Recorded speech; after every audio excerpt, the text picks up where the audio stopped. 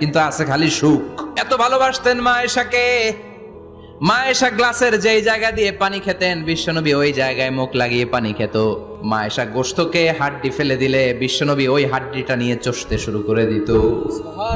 এক বালতি থেকে পানি নিয়ে দুইজনে গোসল করত। আবার বিশ্বনবীর সাথে সাথে মাঝে মাঝে বায়না ধরতো, মাঝে মাঝে রাগও করত। বিশ্বনবী বলেন, আয়েশা কখন তুমি রাগ করো, কখন তুমি আমারে ভালোবাসো আমি বুঝি। মা আয়েশা বললেন, কেমনে বোঝেন? বিশ্বনবী বললেন, যখন তুমি রাগ করো তখন নামাজের পরে দোয়ার মধ্যে বলো, ও ইব্রাহিম আলাইহিস সালামের আল্লাহ, আপনি আমার উপর দয়া করেন। তার মানে তুমি রাগ করে আছো, আমার নাম নাও নাই। আর যখন আমার উপর খুশি থাকো নামাজের পরে দোয়াতে বলো, মুহাম্মদ সাল্লাল্লাহু আলাইহি ওয়াসাল্লামের আল্লাহ, আপনি আমাদের উপর রহমত করেন।